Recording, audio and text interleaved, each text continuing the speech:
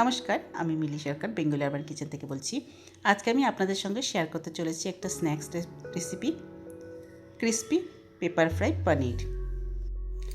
তার জন্য আমি এখানে 200 গ্রাম পনির এইভাবে করে কেটে নিয়ে নিয়েছি। দেখুন, এরকম থিকনেস আর এরকম লম্বা লম্বা করে পনিরগুলোকে কেটে নিয়েছি। এরপর পনিরগুলোকে ফ্রাই করার জন্য একটা ব্যাটার তৈরি করে নেব। দিয়ে দিচ্ছি 2 চামচ মতো কর্নফ্লাওয়ার আর 2 চামচ ময়দা। তারপর দিয়ে দিচ্ছি স্বাদ অনুসারে নুন, আধা চামচ মতো নুনই আমি এখানে ব্যবহার করেছি। তারপর দিয়ে দেবো লাল লঙ্কার গুঁড়ো, 1 চামচ লাল লঙ্কার গুঁড়ো ছোটো চামচের, দিয়ে খুব ভালো করে এগুলোকে মিশিয়ে নেব প্রথমে শুকনো অবস্থায়। তারপর একটু জল দিয়ে একটা থিক ব্যাটার তৈরি করে নেব। আজকে আমার বানানো এই পনির পেপার ফ্রাই রেসিপিটা আশা করি আপনি স্কিপ না করে সম্পূর্ণ দেখবেন। দেখে যদি ভালো লাগে তাহলে অবশ্যই ফ্যামিলি আর ফ্রেন্ডদের সঙ্গে শেয়ার করতে ভুলবেন না। দেখুন, জল দিয়ে একটা থিক ব্যাটার তৈরি করে নিচ্ছি। আস্তে আস্তে জল দেবো, বেশি জল দিলে একবারে এটা পাতলা হয়ে যেতে পারে, সেই জন্য একটু একটু করে জল দিয়ে এই ব্যাটারটা তৈরি করে নিচ্ছি। এরপর আমি এর মধ্যে দিয়ে দিলাম সামান্য একটু হলুদ গুঁড়ো, দিয়ে ব্যাটারটা তৈরি করে নেব। প্রথমে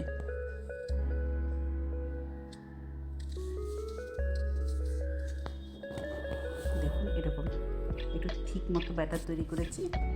খুব পাতলা ব্যাটার তৈরি করলে পনিরের গায়ে লাগবে না, সেই জন্য একটু মোটা মতো ঠিক ব্যাটার তৈরি করে দিতে হবে।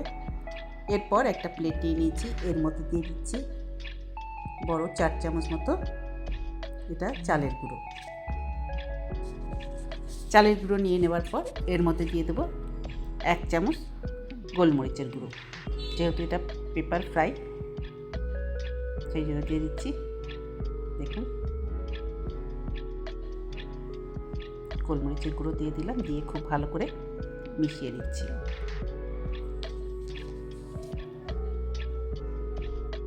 এবার যে ব্যাটারটা ছিল সেটাকে নিয়ে নিচ্ছি। দেখুন, এরকম ঠিক ব্যাটার তৈরি হয়েছে। এবার এই পনিরের টুকরো থেকে নিয়ে একটা টুকরো এইভাবে করে এই ব্যাটারে ডিপ করে নিচ্ছি, দুটো পাশ বেশ ভালো করে কোট করে নিচ্ছি।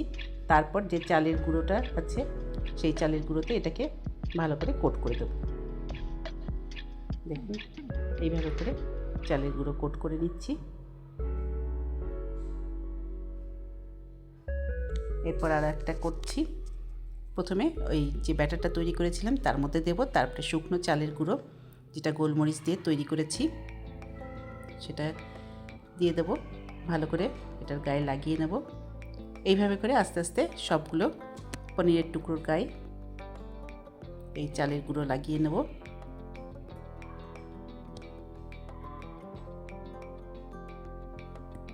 এই দেখুন, এইভাবে করে সবগুলো পনিরের টুকরোর গায়ে চালের গুঁড়ো লাগিয়ে নিয়েছি। এরপর যাব ভাজার জন্য। কড়াই বসিয়ে দিয়েছি, কড়াই গরম হয়ে গেলে দিয়ে দিচ্ছি বেশ কিছুটা সাদা তেল, যাতে পনিরের টুকরোগুলো বেশ ভালো করে ভাজা যায়।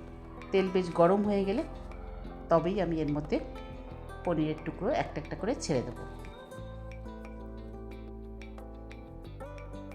বেশ ভালো করে গরম করে নিয়েছি। এরপর এইভাবে করে দেখুন ছেড়ে দিচ্ছি।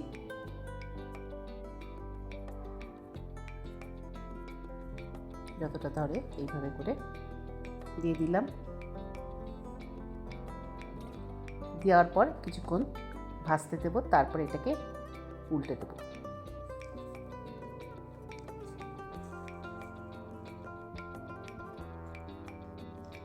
দেখুন, একটা পাশ মনে হয় ভাজা হয়ে গেছে। এবার আমি আস্তে আস্তে উল্টে দিচ্ছি। এইভাবে উল্টে দুটো পাশই বেশ ভালো করে লাল লাল করে ভেজে তুলে নেব। আঁচটা কিন্তু মিডিয়াম করে রাখা আছে।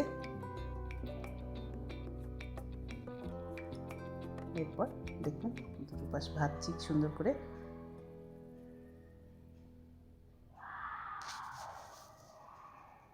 এটা ভাজলে একদম ক্রিস্পি হয়ে যাবে।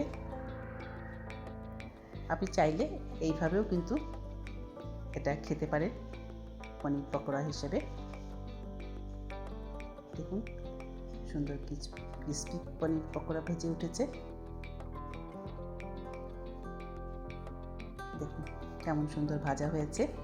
এরপরে পনিরের টুকরো আরও কিছু রয়ে গেছে, সেগুলোকেও আমি দিয়ে দিচ্ছি এই গরম তেলের মধ্যে। সেগুলোকেও আগের মতো করে ভেজে তুলে নেব।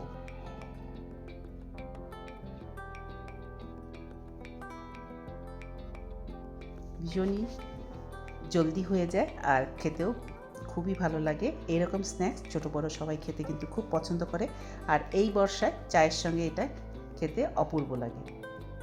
দেখুন কত ঝটপট তৈরি হয়ে গেল। ভেজে তুলে নিলাম। এরপর আরেকটু চটপটা বানানোর জন্য প্যানে দিয়ে দিলাম 1 চামচ মতো তেল।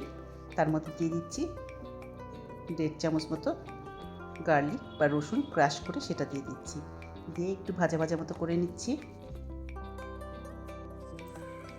তারপর আমি এর মধ্যে দিয়ে দেবো কারি পাতা। কারি পাতা দিলে সুন্দর একটা ফ্লেভার আসে। তারপর দিয়ে দিলাম শুকনো লঙ্কা, দিয়ে খুব ভালো করে ভেজে নিচ্ছি।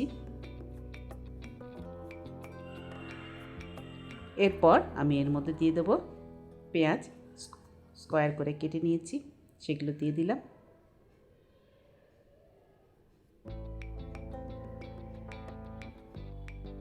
দিয়ে দিলাম সামান্য একটু নুন, দিয়ে খুব ভালো করে একটু ভেজে নেব।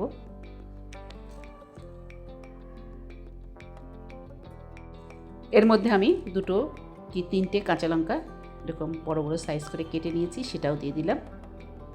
কারোর পছন্দ হলে সেটা খেতে পারে। এগুলো একটু ভাজা ভাজা মতো হয়ে গেলে এরপরে আমি এর মধ্যে দিয়ে দেবো 1 চামচ চাট মশলা। তার আগে দিয়ে দিচ্ছি 1 চামচ মতো লঙ্কা গুঁড়ো। লঙ্কাটা আপনি নিজের স্বাদ অনুসারে দিতেও পারেন অথবা স্কিপ করতে পারেন। আর দিয়ে দিলাম 1 চামচ চাট মশলা, দিয়ে খুব ভালো করে নেড়ে দিচ্ছি। দেখুন এগুলো প্রায় ভাজা ভাজা মতো হয়ে গেছে। এবার আমি এর মধ্যে দিয়ে দিচ্ছি পনির, যেটা ভেজে তুলে রেখেছিলাম সেই পনিরের টুকরো সবটাই দিয়ে দিলাম। দিয়ে এই মশলার সঙ্গে একটুখানি নাড়িয়ে নিচ্ছি। বেশিক্ষণ লাগবো না, মিনিটখানেক একটু ভাজা ভাজা মতো করে নামিয়ে নেব। আর দেখুন কেমন সুন্দর তৈরি হয়ে গেল আজকে আমার বানানো স্ন্যাক্স ক্রিস্পি পেপার পনির ফ্রাই। এটা কিন্তু পার্টির জন্য খুব পারফেক্ট একটা স্ন্যাক্স আইটেম। আর এটা এমনি দিনে তো বানানোই যায়, আর কোনো গেস্ট এলেও বানিয়ে সার্ভ করা যেতে পারে। দেখুন সার্ভ করে দেখিয়ে দিচ্ছি। আজকে আমার বানানো এই স্ন্যাক্সের রেসিপিটা আশা করি আপনাদের পছন্দ হয়েছে। যদি পছন্দ হয়ে থাকে তাহলে অবশ্যই লাইক করবেন, শেয়ার করবেন আর সাবস্ক্রাইব করে আমার পাশে থাকবেন। দেখুন চটপটা পনির ফ্রাই রেডি।